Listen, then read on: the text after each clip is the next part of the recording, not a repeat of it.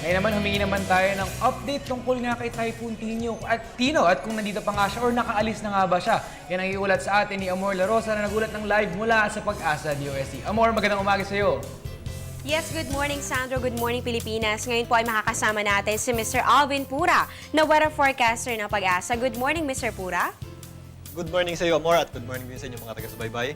Mr. Pura, nasaan nitong si Bagyong Tino? Ito po ba ay nandito pa rin sa ating POR? At ano po bang inaasahan natin na magigilagay na ating panahon para sa araw na ito ng Martes? Magpapatuloy po ba yung good weather na naranasan po natin kahapon sa malaking bahagi ng ating bansa? Amor, yung si Tino ay nakalabas na ng ating Philippine Area of Responsibility. Pagkalipas ng kaninang hating gabi, nakalabas na nga po ng ating Philippine Area of Responsibility yang si Tino. Sa ngayon, ito po ay namataan sa layong 1,190 kilometers.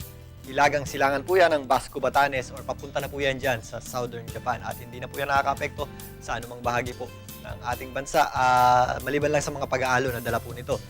Ang magiging lagay ng panahon natin ngayon ay dahil nga po wala naman po tayong bagyo or low pressure area sa anumang bahagi po ng ating bansa. Maliwalas po ang malaking bahagi po ng ating bansa. Maliban lang dyan sa Mindanao dahil meron po tayong intertropical convergence zone na aktibo po ngayon. Magkakaroon po tayo ng maulap na papawirin dyan po sa area ng Mindanao at mas malaki po ang tsansa ng mga pag-ulan at pagkilat pagtulog dyan. Dito po sa Metro Manila at malaking bahagi po ng Luzon at Visayas, maliwalas naman po ang panahon natin.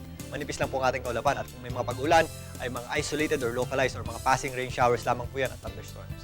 Okay, since nabanggit mo ang tungkol dito sa ITCZ na nagpapaulan nga po dito sa bahagi ng Mindanao, hanggang kailan ba ito magkakaapekto para sa ating mga kabayan na taga dyan sa Mindanao? Ano, hanggang kailan ba sila makakaranas ng maulang panahon o kailan ba sila makakaranas ulit ng improvements sa kanilang weather doon? Amor, yung ITCZ or Intertropical Convergence Zone ay nag-oscillate po yan, ay tumataas, bumababa. At nag-iiba po yan ng posisyon, depende po sa season. Sa ngayon nga, pababa na yan. Nanggaling na po yan dyan sa area ng Taiwan at pababa na po yan unti-unti hanggang dyan sa Australia. Pag amihan na po or pumasok na po ang ating amihan or northeast monsoon, yung ITCZ natin ay nasa baba na po ng Southern Hemisphere. Nasa Southern Hemisphere na po yan. Sa ngayon nga po ay aktibo nga dyan sa Mindanao area at inaasahan natin sa sunod na isa hanggang 2 araw ay magiging aktibo pa po yan. Maliban lang pag meron tayong mga weather system na pumalit or maka-apekto po dyan sa ating ITCZ. At dahil nga ngayon wala nang bagyo na umira dito sa ating Philippine Air Responsibility dahil magandang balita nga nakalabas na nga ng PAR itong si Bagyong Tino at wala naman ngayong sama ng panahon o anumang weather disturbance na umiiral dito sa ating Philippine Area of Responsibility sa ngayon.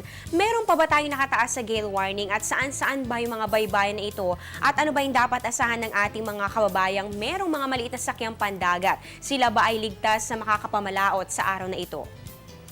Amor, bagamat nakalabas ng nating si Tino ay nagdadala pa yan ng pag-aalon dahil isa po yan typhoon category. So malakas po ang ihip ng hangin niya at malakas din po ang pag-ikot ng sirkulasyon niya. So yan po ay nagdadala ng mga pag-aalon dito po sa baybaying dagat po ng Northern Luzon at Eastern Seaboards din ng Northern at Central Luzon. Dito po yan sa eastern section po ng ating bansa. Yan po ay naapektuhan ng mga pag-aalon na dala po ni Tino. Magiging maliwalas naman ang panahon natin dyan sa mga nabanggit mong lugar. Subalit makakaasa po tayo ng matataas na mga pag-aalon dahil nga po doon sa ating bagyong si Tino. At meron tayong inaasahan na 3.4 to 4.5 meters. Yan po ang mga baybaying dagat ng Batanes, Calayan, Babuyan, Northern Coast ng Cagayan, kasama na ang Northern Coast ng Ilocos, Norte, Eastern Coast of Cagayan, Isabela at Aurora. Yan po yung mga dadaanan po ng mga pag-aalon natin, yung nakatapat po or yung inaabutan ng mga pag-aalon nitong si Tino. Kaya po ang ating mga kababayan dyan na may mga maliliit na sasakyang pandagat ay inaabisuhan po natin na maging alerto po or wag na munang pumalaot dahil po sa malalaking mga pag-aalon na dala po nitong bagyo nating si Tino. At yung mga sasakyang mga malalaking sasakyang pandagat na medyo malaki naman po ay inaabisuhan po natin na mag-ingat po sa malalaking mga pag-aalon dahil nga po doon sa storm surge or doon sa pag-aalon na dala po ng ating typhoon na si Tino. Mr.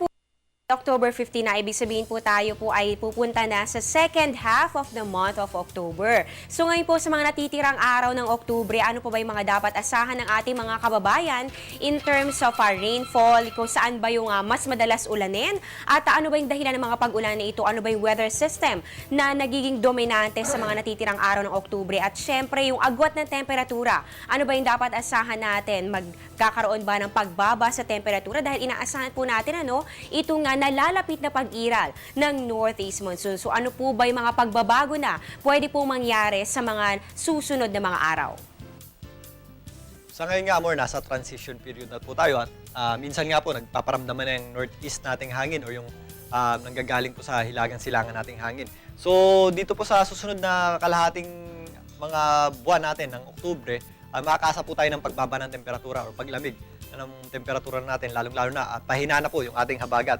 Ang rainfall naman natin o yung mga pag-ulan natin, mas mako-concentrate na po yan dito sa eastern section po ng ating bansa. At dahil pahina na rin po yung habagat natin, bagamat may mga isolated at mga localized rain showers pa rin tayo, habang unti-unting humihina po yung ating habagat, ay nagiging less din po yung ating mga chances ng mga pag-ulan dito po sa western section po ng ating bansa. Ating mga pag-ulan nga ay mako-concentrate na dito sa eastern section po ng ating bansa, lalong-lalo na pag meron tayong mga cold front or yung ating easterlies na tinatawag, mas magiging prominente po yung kanilang mga thunderstorms at mga rain showers dito po sa silangang bahagi po ng ating bansa. Magiging aktibo rin po yung ating ITCC dito po yan sa area ng Mindanao. Subalit habang papasok na po yung ating amihan, bababa po yan unti-unti at pagpasok na po ng ating amihan, nandiyan na po yan sa Southern Hemisphere or nasa area po ng Australia. At pag wala rin po tayong amihan, mananatili po or magiging prominente yung ating tinatawag na easterlies. Pag humina na ng tuluyan yung ating habagat, wala na po tayong southwest na hangin. At atras na po yan, yung ating easterlies naman ang papasok. Yun po ang magdadala ng mga pag-ulan or mga thunderstorms dito po sa silangang bahagi po ng ating bansa kapag wala po tayong northeast na hangin. Yun nga po, at papasok na rin po yung ating amihan, magiging dominante na rin yung ating high pressure area dyan sa taas, yun po ang magdadala ng northeast nating hangin. Pag nagsalubong sila, yun din po ang magpapairal ng mga tail end ng cold front na siya magdadala po ng mga pag-ulan dito po sa eastern section po ng ating bansa. So ayan po at nabigyan na po tayo ng ideya kung ano po yung mga dapat nating asahan mga pagbabago sa lagay ng ating panahon sa second half of October. Kaya po patuloy po tayo mag-monitor sa lagay ng ating panahon. Maraming salamat po Mr. Pura sa ibinahaging impormasyon tungkol sa lagay ng ating panahon. At yan muna ang latest mula dito sa Pag-asa. Ako pang inyong weather lover, Amor La Rosa. Balik muna sa inyo, Dayan. Maraming salamat sa iyo, Amor La Rosa.